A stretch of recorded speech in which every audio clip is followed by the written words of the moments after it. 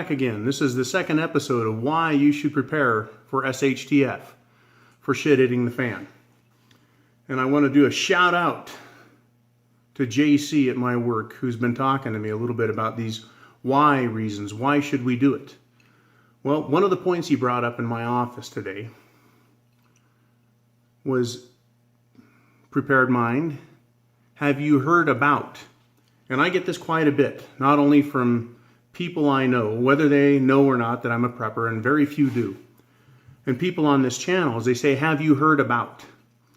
And in a lot of cases, the answer is yeah. And in a lot of cases, no, tell me about it. Help me out. Why should we prepare for an emergency?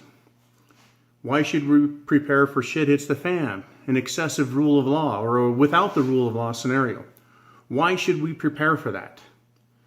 Well, how do we know it can happen? How do we know it's possible? Well, what we do is we look to history and we say, what has happened in history past that would indicate that an emergency on a massive scale can happen that we would benefit by preparing for? Why should we prepare? Is there history? And the answer is yes.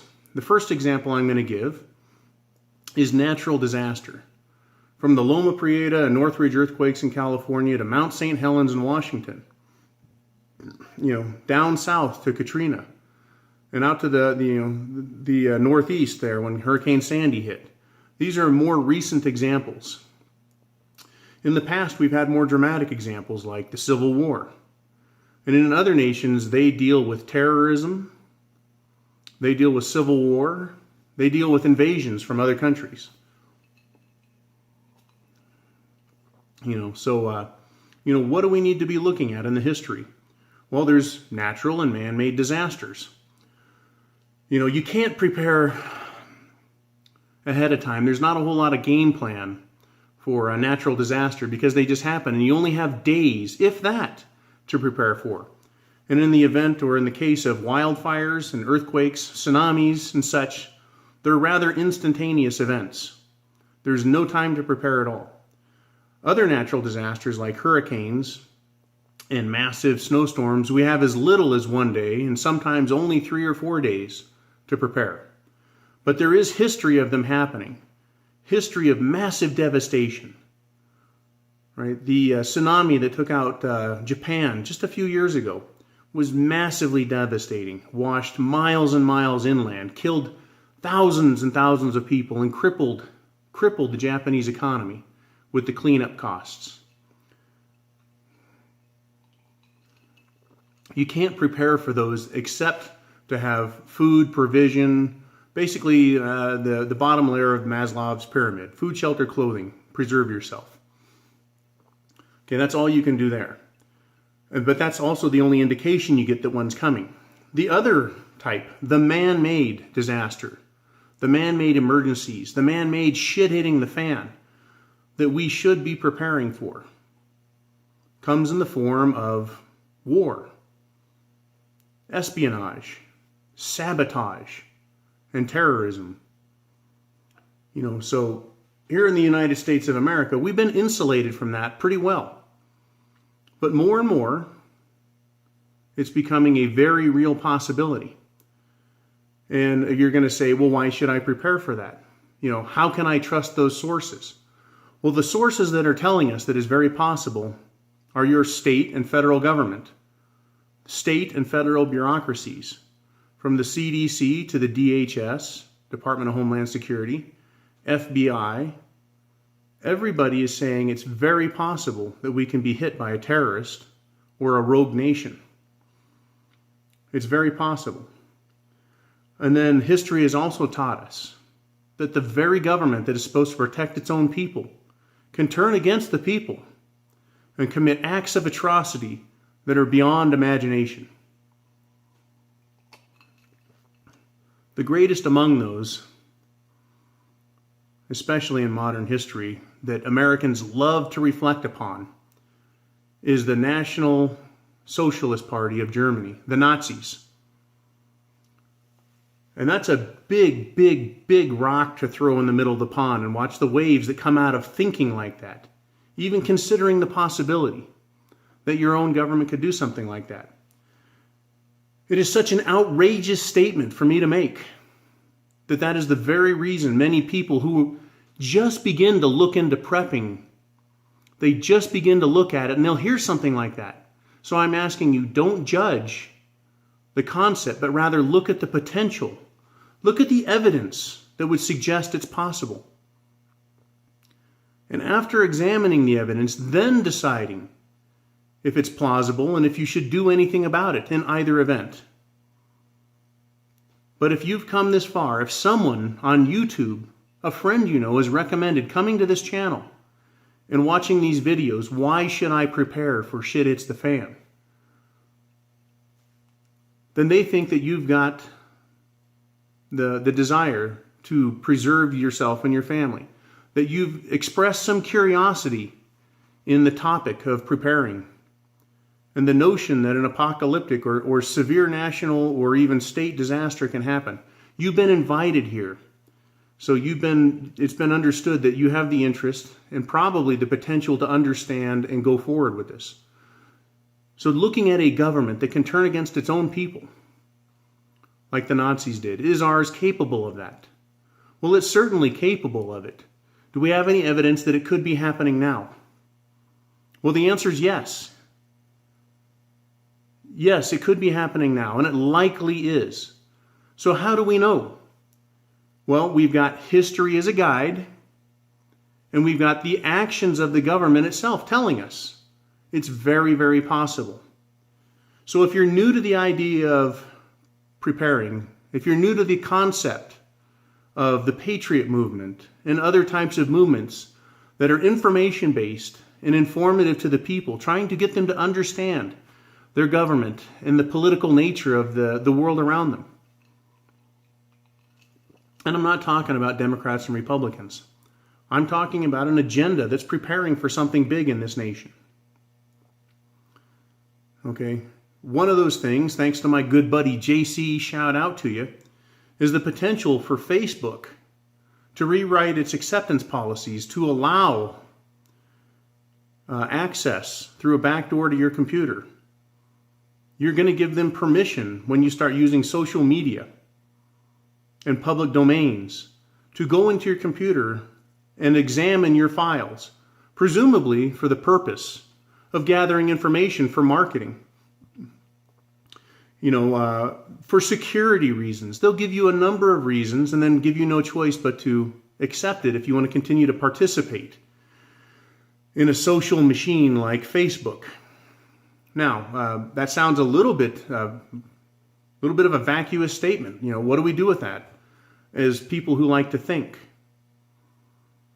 What do you do with that information? Well, you have to look to history. What has Facebook done? Where did they come from? This isn't an anti-Facebook video. It's about an agenda, something that's occurring. They were ostensibly funded and started by the CIA as an information gathering operation. There's a lot of evidence to suggest that is extremely true. Now, did the Nazis do something like that? Well, they didn't have the internet, but they did go about collecting private information about private individuals in pre-World War II Germany. They wanted to know who was out there. They wanted to know what political factions and parties people belonged to. They wanted to know what their interests were.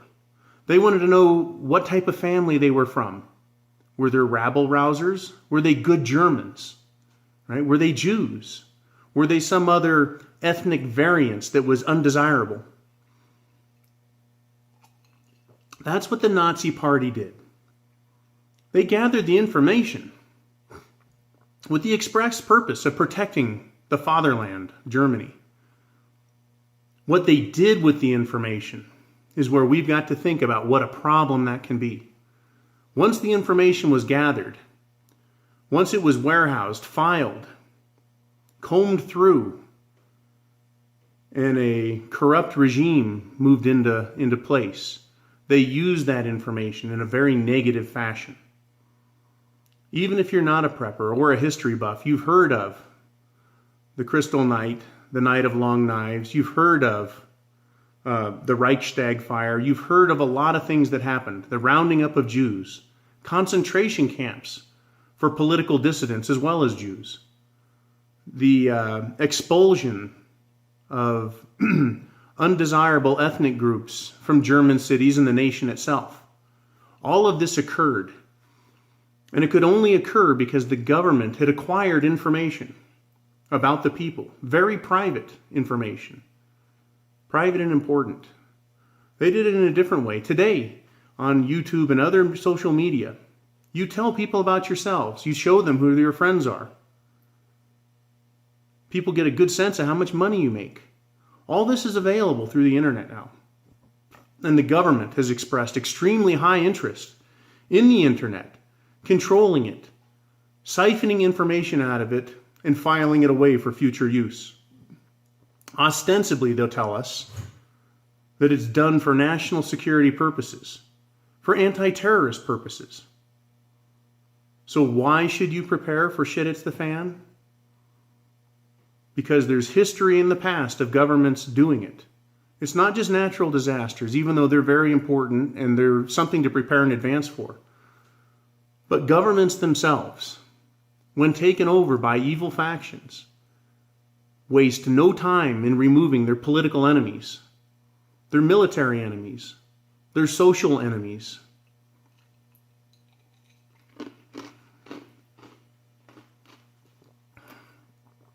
So you need to be aware. You need to be aware. You're starting to look at why should I prepare for shit hits the fan? Well, I just gave you a big reason. It's nothing you have to do in 1 week, and you don't have to spend millions of dollars to do it. You don't have to be wealthy, but you do have to prepare your mind. And then take the appropriate action. Act appropriately. Accept responsibility for yourself and your family, and start taking the actions appropriately. Take the actions that are necessary. There's lots of ways to do that, and there's a lot of channels that talk about how to get food and store food and find it inexpensively, what lasts longer, how to rotate it. Same with protection and other issues that involve preparing.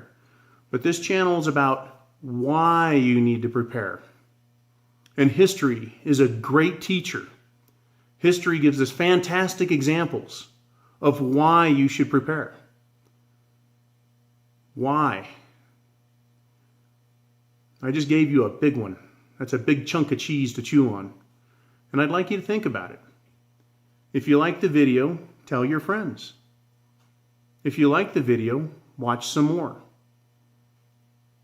But above all, accept responsibility for your family, yourself, and start taking some action.